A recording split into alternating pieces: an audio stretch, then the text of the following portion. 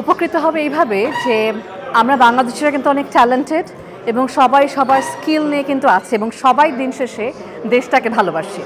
আমাদের লাইফ হয়তো এখানে কাটছে, আমাদের বিজি স্কেডিউল, শ্বাস ফেলার সময় নেই, কিন্তু আমাদের মনটা পড়ে আছে কিন্তু সেই বাংলাদেশের মাটিতে, আমাদের ফেলে আসা সেই ঘরে, বাবা মার কাছে। তো দিন শেষে আমরা ওয়ার্ল্ডের যেখানেই ছড়িয়ে ছিটিয়ে থাকি না কেন, আমার দেশ ভালো থাকবে, এটা আমাদের কিন্তু সবার চাওয়া। এই চাওয়াতে কারো কোনো কমতি নাই। অন্য সব কিছুতে দ্বিমত থাকতে পারে, পলিটিক্যাল ইস্যুস থাকতে পারে। লাভ বাংলাদেশ হচ্ছে একটা নন পলিটিক্যাল অর্গানাইজেশন। আসলে আমরা শুরুতে এটা অনুষ্ঠানের মাধ্যমে সিকুয়াল ওয়াইজ আছে আমাদের 3rd আর 4th প্রোগ্রাম। ফর্চুনেটলি প্রত্যেকটা অনুষ্ঠানের হোস্ট আমি ছিলাম। সো এই অর্গানাইজেশনটার একদম জন্মলগ্ন থেকে বলা যায় যে আমি আছি বা কাছ থেকে দেখছি।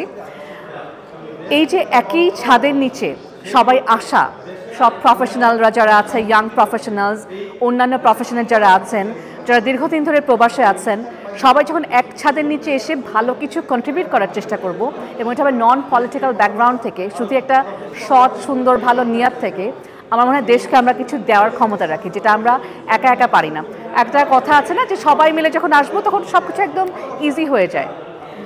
এবং লাভ বাংলাদেশ একটা ইন্টারেস্টিং ব্যাপার হচ্ছে, আমরা হয়তো এটা লন্ডন ইউকে থেকে শুরু করেছি বাংলাদেশকে মনে ধারণ করে, কিন্তু এটা বাংলাদেশ সহ বিশ্বের বিভিন্ন দেশে আস্তে আস্তে ছড়িয়ে যাবে এক একটা অনুষ্ঠানের মাধ্যমে।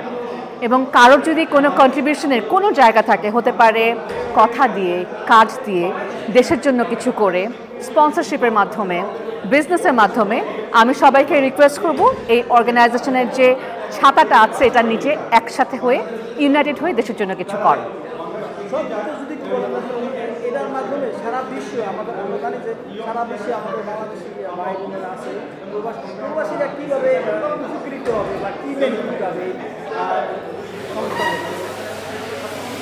দেখেন, যখনই একটা অর্গানাইজেশনের মধ্যে অনেক মানুষ থাকে, তার মানে অনেকগুলো মাথা অনেক প্রফেশনাল জায়গা থেকে কাজ করছে। সো নেটওয়ার্কিংয়ের একটা স্ট্রং জায়গা কিন্তু রয়েছে। আপনি যখন আরেকজন বাঙালিকে চিনবেন, আপনি যখন আরেকজন বাংলাদেশি মানুষকে চিনবেন, বিশেষ করে বিপদে আপদে, এই দেশে কিন্তু আমাদের আত্মীয় স্বজন তেমন নাই বা সবার নেই, এই মানুষগুলোই কিন্তু এগিয়ে আসে। ফর অ্যান এক্সাম্পল, আমি এখানে এসে আমার এমন অনেক বন্ধু পেয়েছি, মানুষ পেয়েছি কাজ করতে এসে, আপনাকেও পেয়েছি।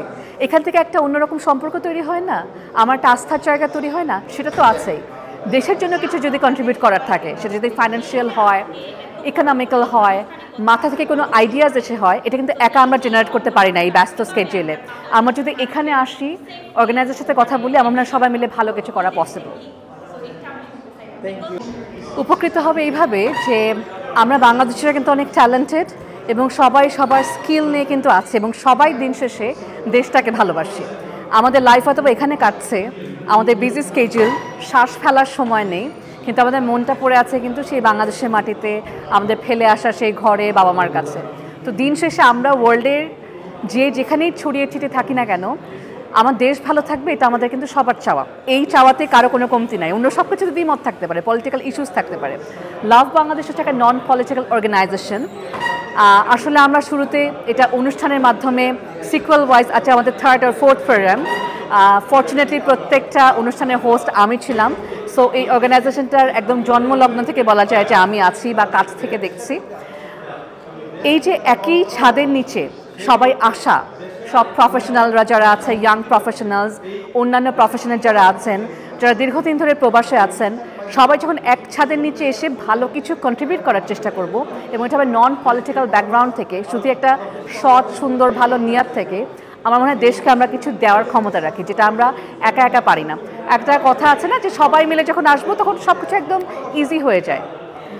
এবং লাভ বাংলাদেশ একটা ইন্টারেস্টিং ব্যাপার হচ্ছে, আমরা হয়তো এটা লন্ডন ইউকে থেকে শুরু করেছি বাংলাদেশকে মনে ধারণ করে, কিন্তু এটা বাংলাদেশ সহ বিশ্বের বিভিন্ন দেশে আস্তে আস্তে ছড়িয়ে যাবে এক একটা অনুষ্ঠানের মাধ্যমে।